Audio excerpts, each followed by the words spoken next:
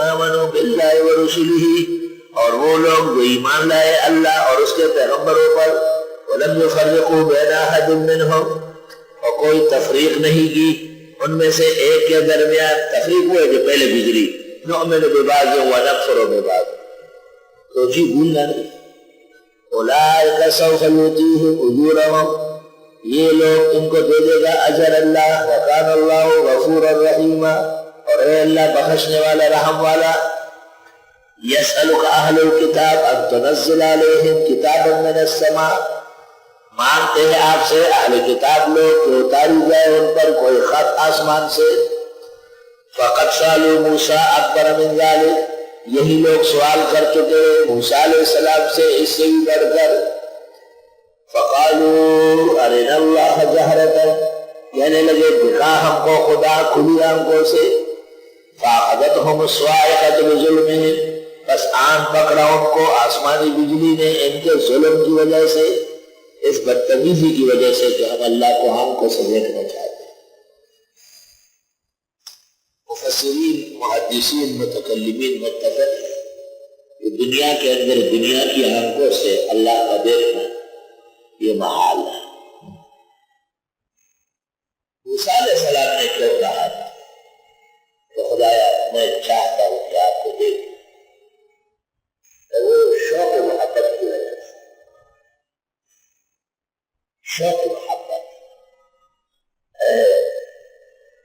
علماء کہتے ہیں شاید اس وجہ سے رسول اکرم صلی اللہ علیہ وسلم کو ملائے اعلیٰ بلکہ لامکان پر طلب کیا گیا، خاص کر ان لوگوں کے نزدیک جو کہتے ہیں کہ وہاں اللہ تعالیٰ کا دیدار ہو چکا ہے۔ حضرت اقدس مولانا انور شاہ سے بھی دیدار کے قائل ہیں۔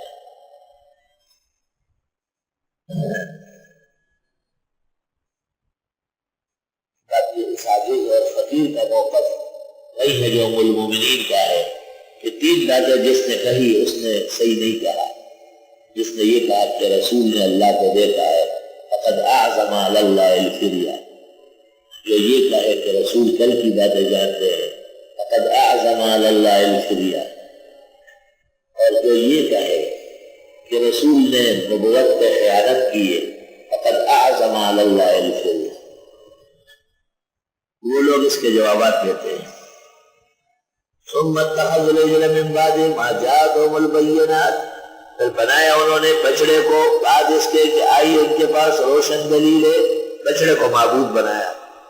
طالب علموں، میرے فاضل بھائیوں، نقطہ یاد رکھو، پہلے فرمایا انہوں نے بدتمیزی کی، بے ادبی کی اور کہا کہ ارنا اللہ جہرا، پھر فرمایا اور انہوں نے بنایا بچڑے کو معبود۔ جب بے ادبی کی جائے تو پھر آدمی حدود میں نہیں رہتا، آداب میں نہیں رہتا، غلطیوں پر غلطیاں کرتا ہے۔ اس جگہ یہ نقطہ، یہ اس تفسیر اور اس سال کی خصوصیت ہے۔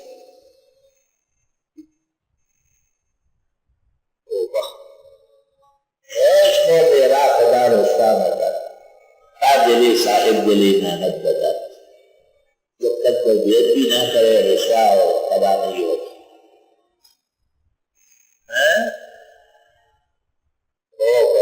آداب بہت ضروری ہے،